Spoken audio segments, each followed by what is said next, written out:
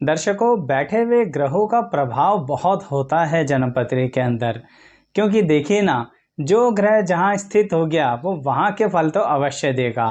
तो इसी श्रृंखला में आज मैं बात करने जा रहा हूँ कि अगर केतु ग्रह आपके सप्तम भाव में बैठे हैं तो क्या सिर्फ जीवन साथी पर ही प्रभाव देंगे या और बहुत सारे विषय हो सकते हैं आपके जीवन में जहाँ पर वो अपना असर दिखाने वाले हैं। कोशिश करूंगा विस्तार से वर्णन करने की, परंतु आपको वीडियो में साथ बने रहना है। तो आइए वीडियो की शुरुआत करते हैं।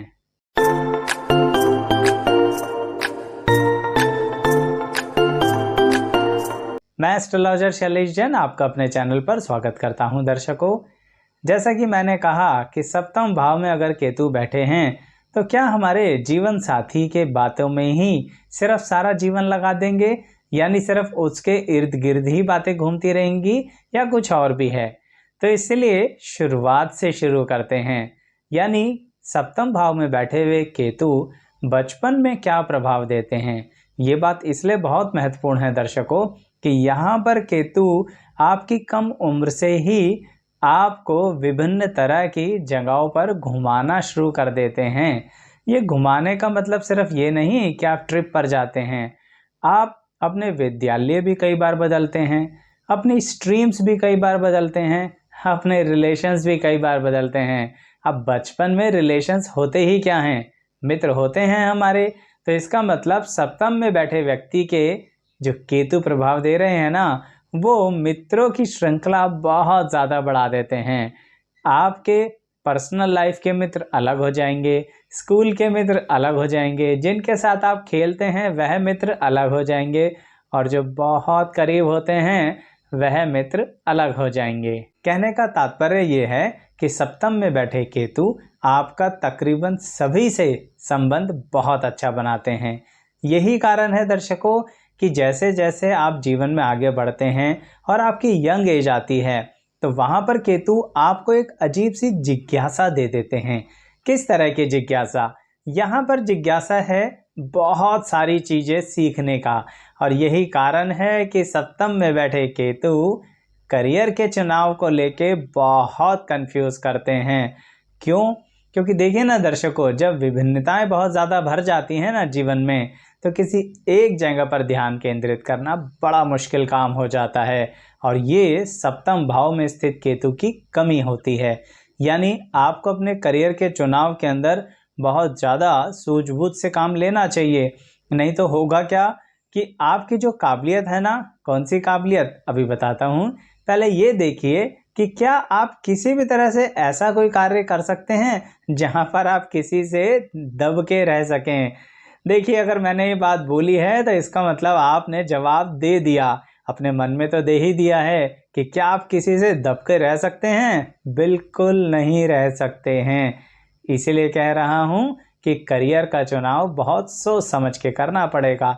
लेकिन इसका मतलब ये बिल्कुल नहीं है कि सप्तम के केतु आपको नौकरी में नहीं रखना चाहते। बिल्कुल रखना चाहते हैं, क्योंकि अक्सर कई बार लोग ये गलतफहमी पाल लेते हैं कि आचार्य जी कह रहे हैं दब के नहीं रहना, तो फिर नौकरी में तो थोड़ा बहुत दबना ही पड़ता है। नहीं दर्शकों, सप्तम भाव के केतु आपको एक अच्छी श्रेणी की जॉब देते हैं। इसलिए अपने करियर में अपनी डिग्रीज की क्वालिफिकेशन पूरी करना। अगर बार बार भटकते रहोगे तो सप्तम का केतु सर पर चढ़ जाएगा, क्योंकि अगर आप सब कुछ करना चाहेंगे तो समझ लीजिए आप कुछ नहीं कर पाएंगे, और ये सप्तम के केतु का नेगेटिव इफेक्ट होता है। इसलिए कई बार बहुत लोगों को मैंने बहुत लंबे समय तक बेरोजगार रहते भी देखा है। परंतु अगर आप बहुत कम उम्र से इस बात का डिसाइड कर लें, यानी ये कन्फ्यूज़न ख़त्म कर दें कि नहीं, मुझे दो चार चीज़ें नहीं सोचनी, अपनी काबिलियत के अनुसार एक ही चीज़ पे ध्यान केंद्रित करना है, और फिर साथ के साथ आपको ये कहूँगा कि आपके लिए जॉब बहुत अच्छी रहेगी। अर्थात अगर आप शुरुआत में एम्प्लॉयमेंट में रहें तो बहुत अच्छा रहेगा। ऐसा इसलिए है क्योंकि ये जो सप्तम के केतु हैं ना, ये निखार जरा धीरे धीरे लेके आते हैं। किस चीज़ में? करियर में, काबिलियत में, पैसे में, तीनों चीज़ों के अंदर। अब यहाँ पर जब आप जॉब करते हैं दर्शकों, तो कई बार लोग सोचेंगे कि आपको, जैसा कि मैंने कहा कि दबना तो पसंद नहीं है, तो इसका मतलब आपके संबंध अच्छे नहीं रहेंगे। ऐसा बिल्कुल नहीं है। ध्यान रखिए जो मैंने कहा था, मित्रों की श्रृंखला। ठीक ऐसे ही आपकी जॉब में भी ऐसा रहेगा। आप सबके साथ अलग अलग तरह से बनाकर चलते हैं, सबके साथ अच्छे रिलेशन संभाल कर चलते हैं। यही रीज़न है कि आप अपनी ऑर्गेनाइजेशन में सभी के प्यारे होते हैं। देखिए, इसके कारण कुछ लोग तो जलन करेंगे ही, कुछ तो कॉन्स्पिरेसीज होंगी ही, लेकिन क्या वो षड्यंत्र रचने वाले लोग आपका कुछ बिगाड़ पाएंगे? ध्यान रखिए इस बात का कि सप्तम के केतु आपके शत्रुओं को इतनी प्रबलता नहीं देते कि आपके सर पर चढ़ जाएं। यानी वो जो भी षड्यंत्र रच रहे हैं उनकी पोल अपने आप ही खोल देंगे। आपको तो लड़ने की बहुत कम आवश्यकता पड़ती है। इसी कारण सप्तम के केतु के लिए मैं यही कहता हूँ कि आप अपनी जॉब पर बहुत अच्छी परफॉर्मेंस की कोशिश कीजिए। ये आपको प्रमोशन दिलाने के लिए भी बहुत सहायक रहते हैं। लेकिन अगर कुछ समय बाद, यानी कुछ अनुभव के बाद, कुछ ईयर्स ऑफ एक्सपीरियंस के बाद अब आप अपना कार्य शुरू करना चाहते हैं तो सप्तम के केतु वहाँ भी सहायता देंगे, लेकिन पहले जॉब कर लेना। तो जैसा कि मैं कह रहा हूँ कि आप अपना कार्य शुरू करना चाहते हैं तो ऐसा कार्य कीजिए जहाँ पर आपको दो बातों का खास ध्यान रखना हो। एक, क्रिएटिविटी, दूसरा पब्लिक डीलिंग। यानी आप अगर सिर्फ डेस्क जॉब के बारे में सोचते रहे हैं, बिहाइंड द वॉल्स, यानी कहने का मतलब एक सिर्फ दरवाज़ों के बंद कमरों के अंदर आप सोचें कि यहाँ बैठकर हम काम कर लेंगे, वो आपके बस की रोग नहीं है। क्योंकि सप्तम का केतु तो लोगों से जोड़ेगा ना आपको, आपकी काबिलियत को लोगों तक पहुँचाएगा। आप उनके साथ अच्छे संबंध बनाएंगे तो यही संबंध तो आप अपने कस्टमर्स यानी क्लाइंट्स के साथ भी बनाएंगे। इसलिए कह रहा हूँ पब्लिक डीलिंग। क्रिएटिविटी इसलिए बोला दर्शकों क्योंकि सप्तम का केतु हर वक्त दिमाग में कोई ना कोई नया आइडिया देता ही रहता है। ये शुरुआत में तो बड़ा परेशान करता है जब करियर का चुनाव होता है, लेकिन बाद में बड़ा अच्छा रिजल्ट देता है क्योंकि फिर आप सब कुछ बार बार नया करते रहते हैं। तो जैसा कि मैंने आपको बता दिया है कि सप्तम का केतु संबंधों को लेके अच्छा प्रभाव देता है। व्यवसाय में शुरुआत में चुनाव करने में दिक्कत देता है, लेकिन बाद में अच्छा रिजल्ट देता है। तो अब सप्तम के केतु की वो बात करने जा रहे हैं जो कि आप सब जानते हैं कि जीवन साथी से संबंधित तो बहुत ही इम्पोर्टेंट रोल प्ले करेंगे। तो आइए उस बारे में बात करते हैं, लेकिन उससे पहले एक सूचना देना चाहूँगा दर्शकों कि अगर आप ये देखना चाहते हैं कि आपके अपनों का केतु ग्रह किसी और भाव में बैठा है तो वहाँ कैसा फल देंगे, उसके लिए आप हमारी प्लेलिस्ट पर जा सकते हैं जो केतु से संबंधित फल दिखा रहे हैं अलग अलग भाव में। और सिर्फ केतु ग्रह के ही नहीं, मान लीजिए ये जिज्ञासा होती है कि कोई और ग्रह किसी भी भाव में बैठकर अकेला कैसे फल देता है तो उसकी भी वीडियोज़ हैं, सबकी अलग अलग प्लेलिस्ट है। सभी प्लेलिस्ट के डिस्क्रिप्शन बॉक्स इस वीडियो में मिलेंगे, आप उन्हें देख सकते हैं, चॉइस कर सकते हैं और अप्लाई करके देखिए अपने पर कि कितना प्रतिशत आप पर बैठे हुए ग्रहों का प्रभाव रहता है। और फिर बताइएगा कमेंट बॉक्स में कितना प्रभाव रहा या कितना नहीं रहा। और पसंद आए ना जो भी वीडियो तो लाइक ज़रूर करना है दर्शकों। सब्सक्राइब इसलिए कीजिए क्योंकि एक तो उसमें पैसा नहीं लगता और दूसरा उसमें सबसे बड़ी बात यह होती है कि आप हमारे YouTube के परिवार में शामिल हो जाते हैं और संबंध बनाए रखने के लिए बेल आइकन का प्रेस करना बहुत ज़रूरी होता है। तो चलिए बात को आगे बढ़ाते हैं कि केतु ग्रह सप्तम भाव में जीवन साथी पर क्या प्रभाव डालते हैं। देखिए दर्शकों, आपने ज़िंदगी को बड़े ही अलग अंदाज से जिया है। जैसा कि मैं कह चुका हूँ, qualification, education, job, employment, career, ठीक ऐसे ही जीवन साथी के लिए भी ना आप ज़रा सोच थोड़ी इंटेलेक्चुअल रखते हैं। भाई केतु ग्रह का तो काम ही यही है। इंटेलेक्चुअल कैसी? हो सकता है आपका जीवन साथी दूसरों को समझना आए, हो सकता है आपका जीवन साथी दूसरों को ऐसा लगे कि ये आपके साथ कैसे सामंजस्य बैठा पाएगा, आप इतने शांत स्वभाव हैं, और आपका जीवन साथी कभी किसी को कुछ भी कह देता है।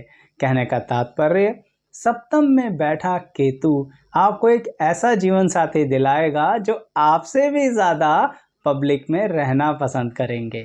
यानी स्पष्ट तौर पर उन्हें लोगों से डील करने में मज़ा तो आएगा, लेकिन वो आपकी तरह थोड़े से डिप्लोमेट नहीं होते हैं।